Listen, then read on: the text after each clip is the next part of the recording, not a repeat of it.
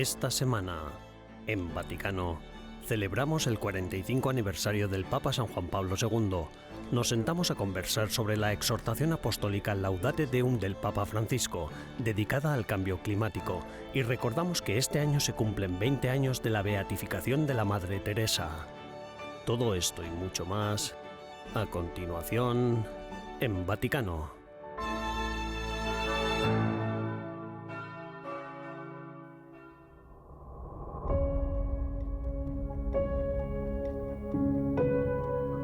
La segunda semana del Sínodo sobre la Sinodalidad ha concluido con el nombramiento de los miembros de la comisión que guiará el proceso para el documento final de síntesis. El cardenal Joseph William Tobin, recientemente nombrado miembro de la Comisión de Información, subrayó la importancia de evitar referirse a los temas según las jerarquías con la intención de mantener el espíritu igualitario del Sínodo. El 12 de octubre se dedicó a departir sobre las guerras. Los participantes rezaron por la paz en Tierra Santa y también debatieron la situación de los cristianos en Irak. Los temas que principalmente se trataron fueron la paz, la pobreza y la migración. La presencia del cardenal Mark Aveline en la comisión para el informe de síntesis indica una posible atención al Mediterráneo. El cardenal Hollerich, relator general, concluyó la primera sesión con un llamamiento a todos a formar parte de la Iglesia, dando testimonio del amor de Dios por el mundo. Subrayó la importancia de partir de experiencias concretas, personales y colectivas del pueblo de Dios, que ya ha hablado a través de la fase de escucha.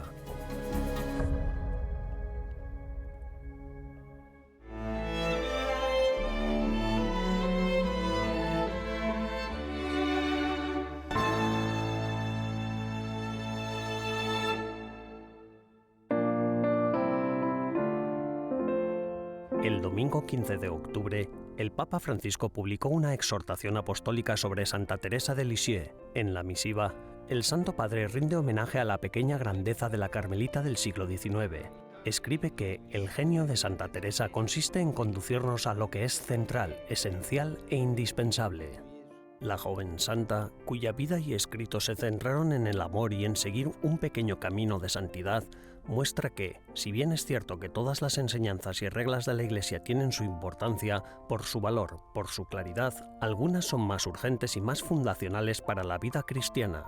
En la carta, el Papa Francisco continúa diciendo: del cielo a la tierra, el oportuno testimonio de Santa Teresa del Niño Jesús y de la Santa Faz perdura en toda la grandeza de su pequeño camino.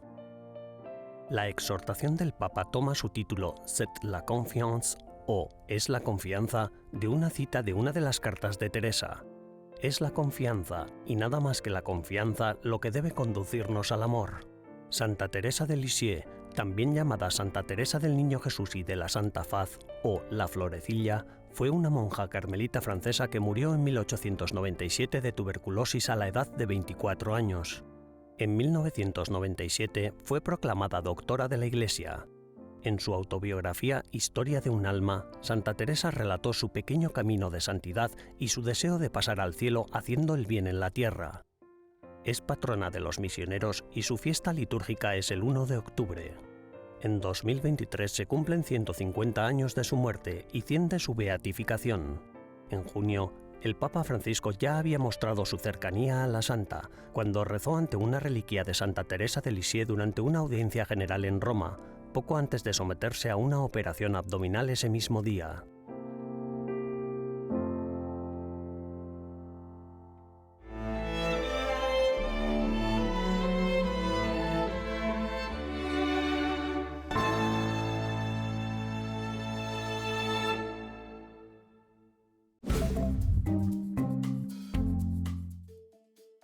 Hola y bienvenidos a las novedades del Vaticano de esta semana, las noticias más relevantes del Santo Padre y del Vaticano.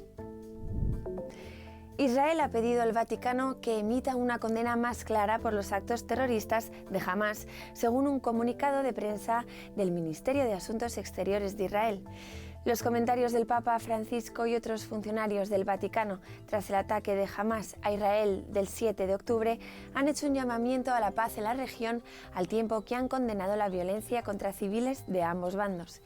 El ministro israelí de Asuntos Exteriores, Eli Cohen, dijo que Israel espera que la Santa Sede emita una condena inequívoca y clara de los actos terroristas perpetrados por los terroristas de Hamás, que causaron graves daños a niños, mujeres y ancianos por el mero hecho de ser judíos e israelíes.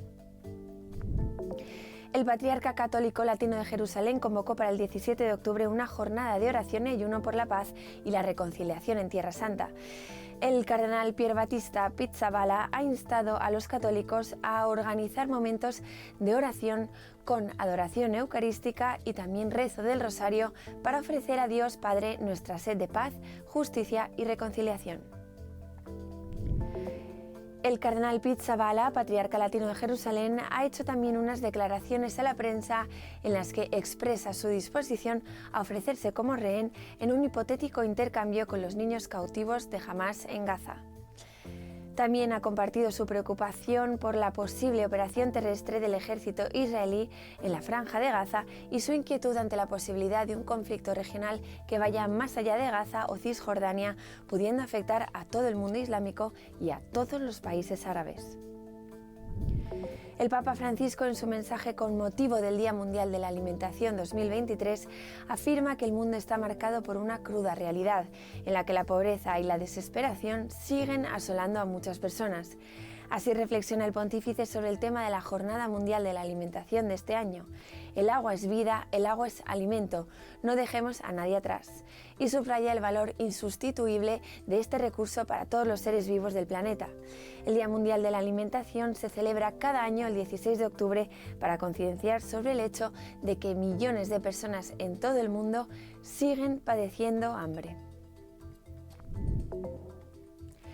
En la audiencia general, el Papa Francisco se centró en la historia de la santa sudanesa italiana Josefina Bakhita, a la que se refirió como una parábola existencial del perdón. Nacida en 1869 en la región de Darfur, Josefina fue vendida como esclava cuando era tan solo una niña. Padeció penurias inauditas, la forzaron a convertirse al Islam y la sometieron a la escarificación, un proceso por el que la piel se marca intencionadamente con la intención de crear un patrón. El Papa Francisco alabó su ejemplo y dijo: solo en la debilidad del oprimido puede revelarse la fuerza del amor de Dios que libera a ambos. Gracias por acompañarnos durante las novedades del Vaticano de esta semana. Almudena Martínez Bordiú para EWTN Vaticano.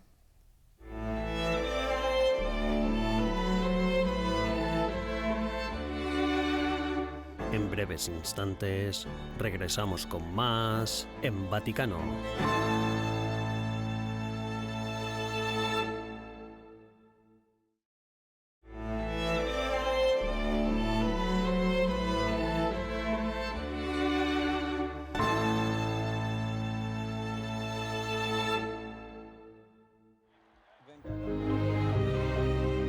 El 16 de octubre de 1978, hace 45 años, a las 18:18 horas, salía humo blanco de la chimenea de la Capilla Sixtina.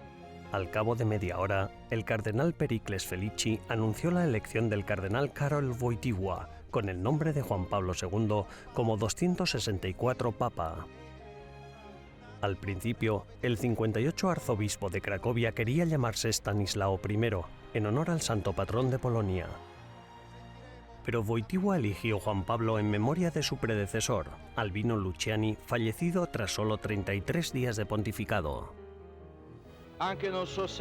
No sé si podré explicarme bien en su idioma, en su lengua italiana. Se mi sbaglio mi corrigerete. Corríjanme si me equivoco. Karol Józef Wojtyła nació el 18 de mayo de 1920 en la localidad polaca de Włodawice, una pequeña ciudad a 50 kilómetros de Cracovia. Era el menor de los 3 hijos de Karol Wojtyła y Emilia Kawczorowska. Fue bautizado el 20 de junio de 1920. Tras graduarse en el Instituto de Włodawice, se matriculó en la Universidad Jagiellonicza de Cracovia en 1938. Las fuerzas de ocupación nazis cerraron la universidad en 1939 y Wojtyła tuvo que trabajar en una cantera para ganarse la vida. En 1942 comenzó a estudiar en el seminario clandestino de Cracovia. Tras la Segunda Guerra Mundial, continuó sus estudios en el Seminario Mayor de Cracovia y fue ordenado sacerdote el 1 de noviembre de 1946. Poco después, el cardenal Sapieha le envió a Roma, donde terminó su doctorado en teología. A su regreso a Polonia, fue capellán de los estudiantes universitarios. El 4 de julio de 1958 fue nombrado obispo titular de Ombí y auxiliar de Cracovia por el Papa Pío XII.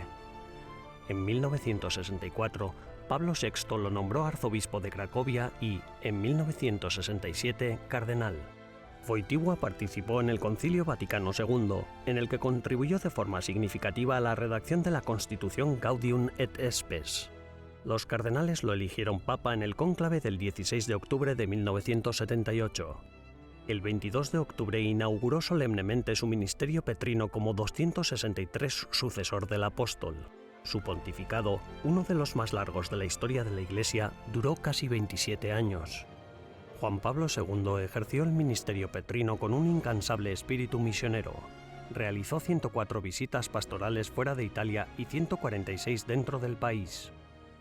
El 5 de octubre de 1995, el Papa Juan Pablo II visitó la sede de las Naciones Unidas en Nueva York para conmemorar el 50 aniversario de la fundación de la organización. Su discurso se centró en la importancia de la libertad para el florecimiento humano. A presupposition of a nation's rights is certainly its right to exist. Sin duda, uno de los presupuestos de los derechos de una nación es su derecho a existir. Por lo tanto, nadie, ni un Estado u otra nación, ni una organización internacional, tiene justificación alguna para afirmar que una nación individual no es digna de existir.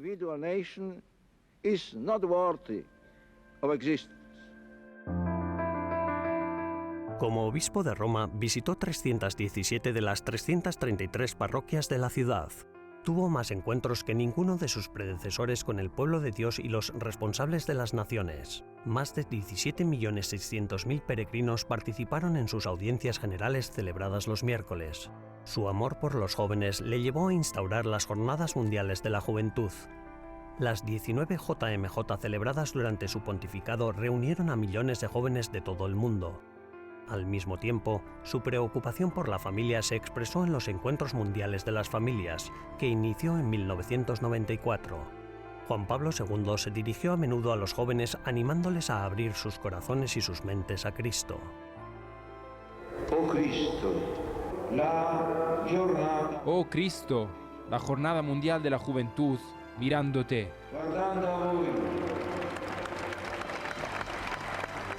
El 2 de abril de 2005, a las 21:37 horas, cuando el sábado tocaba a su fin y comenzaba ya el Día del Señor, octava de Pascua y Domingo de la Divina Misericordia, Juan Pablo II partió de este mundo hacia el Padre. Desde esa noche hasta el 8 de abril, fecha de los funerales del difunto pontífice, más de 3 millones de peregrinos acudieron a Roma para rendir homenaje a los restos mortales del Papa. Algunos de ellos hicieron colas de hasta 24 horas para entrar en la Basílica de San Pedro.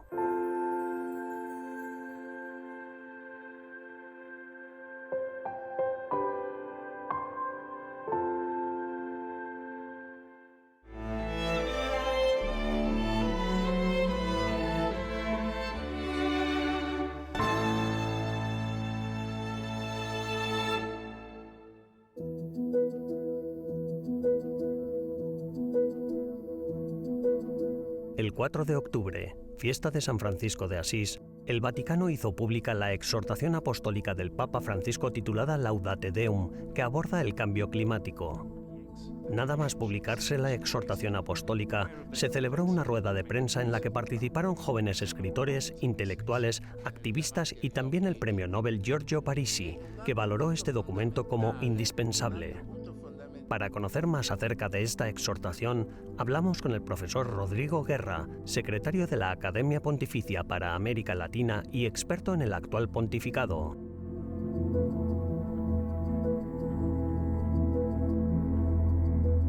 Bueno, ¿cómo interpreta el Papa Francisco la conexión entre el cambio climático y el daño que está haciendo por responsabilidad humana nuestras acciones que tienen que ver con el medio ambiente. Sí, desde que se preparaba Laudato Si, el Papa Francisco se le dio a conocer que existe una importante controversia científica y también política y cultural sobre el cambio climático. Algunas personas piensan que simplemente los cambios que hoy vivimos y que todos atestiguamos en materia de clima a nivel global responden a los ciclos constantes que el planeta Tierra después de un cierto número de siglos va viviendo, y por lo tanto que no debemos de atribuirle a la contaminación, a la intervención humana, este tipo de transformación climática tan enorme. Sin embargo, esta controversia lentamente ha ido generando una serie de consensos en la comunidad científica, no absolutos, pero sí ya muy contundentes, y podemos decir que hoy la hipótesis más socorrida en la comunidad científica a nivel interdisciplinario, no solo de una sola especialidad, es que el cambio climático tiene un importante componente antropogénico, es decir, su origen en buena medida se debe a las intervenciones desafortunadas que los seres humanos tenemos con nuestro medio ambiente y nuestra naturaleza. Sí, de hecho el Papa nos dice que no estamos reaccionando suficientemente a este fenómeno. Dice que el mundo se está desmoronando, o sea, es como si fuera una posición un poco, permítame, apocalíptica. Pero el Papa, después de 8 años de la publicación de Laudato Si, nos quiere decir algo nuevo. Y hoy esta nueva encíclica, que debe de ser interpretada a la luz de lo que ya se dijo en Laudato Si, en el fondo lo que nos dice es que el futuro que parecía lejano resulta que se está volviendo nuestro presente más próximo. ¿Por qué? Porque las tendencias de deterioro medioambiental apuntan a que en breve realmente el planeta Tierra puede entrar en una crisis sistémica global, y necesitamos acciones globales, sin excepción. Con un solo país que, por ejemplo, descuide la emisión de gases de efecto invernadero, no se puede corregir realmente el fenómeno global. Todos tenemos que actuar de manera sinérgica y cooperante. Sí, el Papa además habla de los negacionistas y dice prácticamente que no tenemos que burlarnos y más bien acompañar a las personas llamadas activistas, digamos así, que hablan del calentamiento global, que no se puede negar. Así es, en este mundo de posverdad, de teorías de la conspiración, en este mundo en el que a veces existen opiniones que compiten con la ciencia, fundadas más bien en pseudociencia y en prejuicios, existe una cultura negacionista que ha ido creciendo y formando adeptos, movilizada muchas veces por fuertes intereses económicos que quisieran poder ampliarse con el sacrificio de ciertas zonas naturales en distintas partes de la Tierra. El Papa Francisco, consciente de que existen a veces grupos que desalientan la desinformación simplemente para ampliar el ámbito del negocio, es que hace señalamientos severos respecto del negacionismo sobre el origen antropogénico del cambio climático. Tenemos que abrir los ojos, no solamente desde una posición ingenua, sino realmente atendiendo a la mejor ciencia de nuestro tiempo. Sí, de hecho en la última parte de la encíclica el Papa nos invita de nuevo a alabar a Dios en la creación y con una ecología integral. El Papa realmente lo que hace es mucho lo que hacía San Francisco de Asís, es ayudarnos a entender que en todo y en todos hay una secreta y misteriosa presencia de Dios que hay que aprender a reconocer, hasta en temas como el medio ambiente. Y precisamente mirando con atención la creación, el medio ambiente, la naturaleza que Dios nos ha dado, es que podemos alabar más plenamente a Dios y volvernos más hermanos. Alabar a Dios, ser responsables del medio ambiente y vivir como hermanos son cosas que son sinérgicas en la perspectiva de Francisco de Asís y también en la enseñanza del Papa Francisco actualmente. Bien, alabar a Dios, ser hermanos y vivir en sana convivencia con nuestro entorno. Muchas gracias al profesor Guillermo Guerra por esta entrevista. Gracias a ti, Ari Waldir, y gracias a EWTN por el interés en estos importantes temas del Magisterio Pontificio Contemporáneo.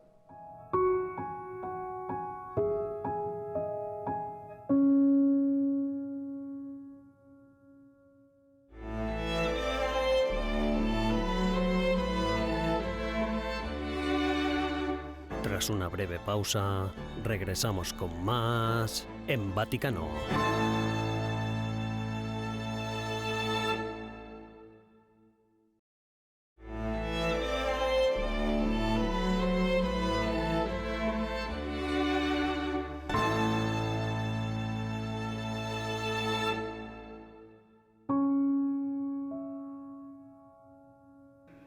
That in touching the broken bodies of the poor, she was touching Que al tocar los cuerpos rotos de los pobres, ella estaba tocando el cuerpo de Cristo. Tocaba al propio Jesús, oculto bajo el angustioso disfraz de los más pobres entre los pobres. disguise of the poorest of the poor. La Madre Teresa fue beatificada el 19 de octubre de 2003 en la Plaza de San Pedro por el Papa San Juan Pablo II. Este año se cumplen 20 años de su beatificación.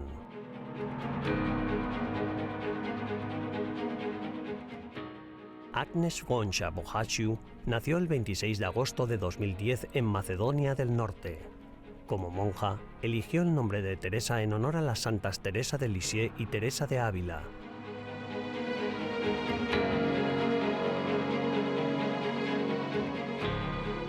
Ingresó en las Hermanas de Loreto a los 17 años y comenzó a enseñar en las escuelas de la congregación en Calcuta.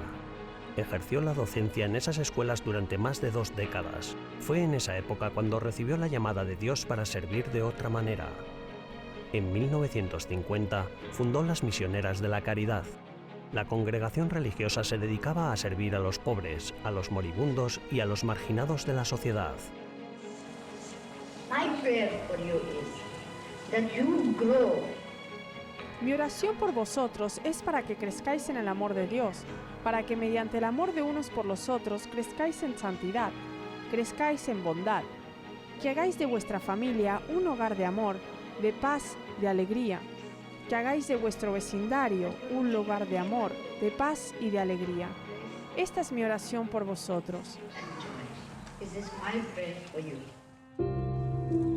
También fue una firme defensora de los no nacidos y se movilizó contra las armas nucleares. The presence of nuclear in the world has created fear and distrust. La presencia de armas nucleares en el mundo ha generado miedo y desconfianza entre las naciones, ya que es un arma más para destruir vidas humanas, la hermosa presencia de Dios en el mundo. Al igual que el aborto se utiliza para matar al niño no nacido, esta nueva arma se convertirá en un medio para eliminar a los pobres del mundo. Will become a means to eliminate the poor of the world. Por su labor, la Madre Teresa recibió el Premio Nobel de la Paz en 1979 y la Medalla Presidencial de la Libertad en 1985. Además, fue una gran amiga del Papa Juan Pablo II. Murió el 5 de septiembre de 1997, a la edad de 87 años.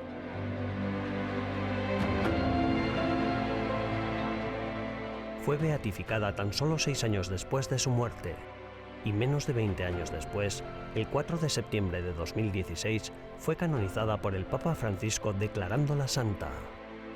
Penso che forse avremo un po' di difficoltà nel chiamarla Santa Teresa.